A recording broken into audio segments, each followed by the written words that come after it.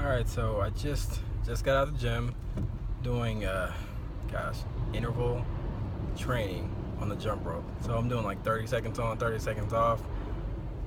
It's pretty fun with lots of sarcasm. It's a tiring workout, but it's good for the body.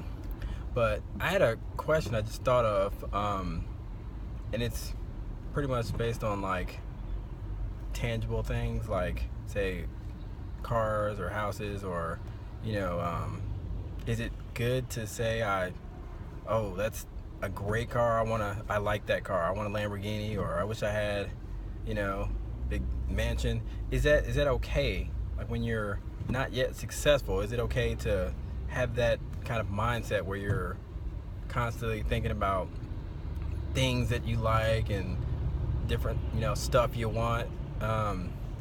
And I guess from coming from me, I would say yes and no to a certain extent. So I'd say yes in a way of, I want to basically, if I want a Lamborghini, and I take that and I say it, and I let that motivate me, I guess that's a great motivation tool. You can have pictures of Lamborghinis up, or just Toyota Supra, my favorite.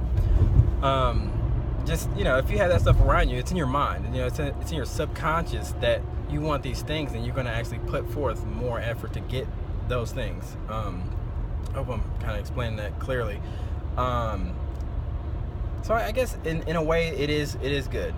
I know there's certain things I want, so if I continue at the level that I'm at now, I'm not going to get those things. And if it's a certain thing that I really want, I'm going to have to, one, do something that makes me that amount of, well, let's say success, because the money follows success, usually from helping others, making life easier for someone else, and that's how you make money. So if I figure I can help lots of people do something easier or do something greater, then the money will come, and those things may come. But there are certain things that you have to do in order to get to that point where you can say, I do make this much money and I can afford these things.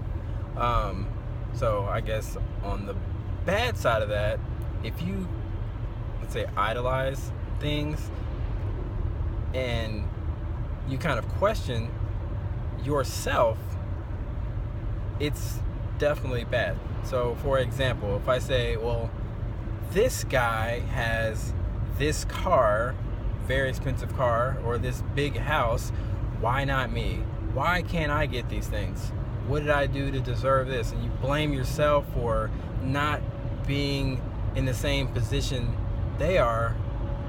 You're asking the wrong questions, and you're thinking of tangible things in the wrong way. It's not a motivation tool, and that's hindering your success, because you're not looking at what you can do to be better.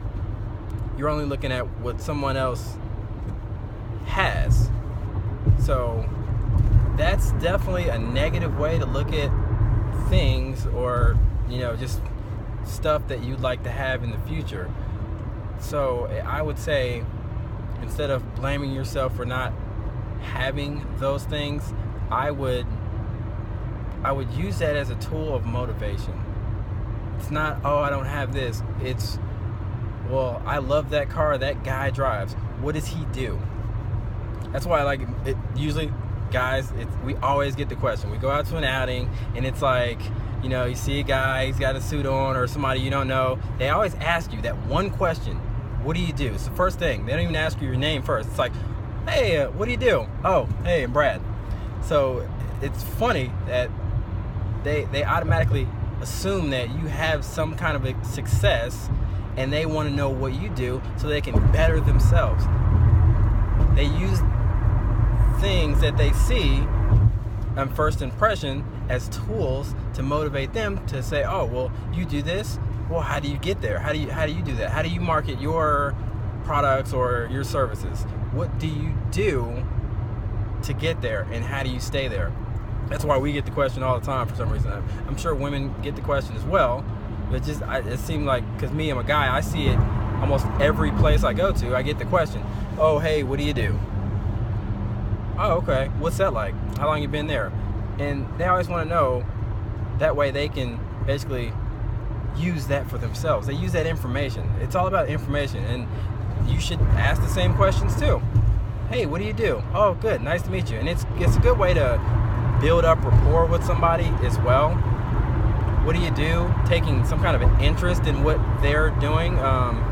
It's a good way to get feedback from people and get into the conversation mode and relax somebody, because people love to talk about themselves. And when people talk about themselves, they talk for a long time, and then you can bring in the concept of, oh, okay, well, now what do you do? Ask them the same thing when you get that question. Then you guys are, okay, look, you guys compare and contrast. What do you guys I guess what's your main point of, like, what do you like, I guess, how do you market? How do you even if it's working out, how do you train? What do you do? Like, what makes you great at what you do?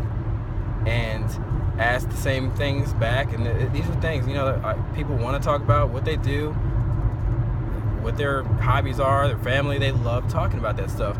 But don't use these things that you see as tools of stress, or tools of negative factors that have nothing to do with your life. Use it as something good. Use it as something positive to benefit you. So this guy is great at making stone sculptures. How'd you get into it? Oh, great. Is it a really successful business? Great. Now you have something to take back. Even if it's not going out and building stone statues, work ethic. That's a great tool. How long do you work? You work 12 hours a day? Great. How long do you sleep? 6. Even better. Most people sleep 8. That person has 2 hours extra to go out making money, making themselves better. So, to recap, when you look at things or, tangible objects, look at them as positive things that could accelerate your career, not as a negative. All right, thanks, guys.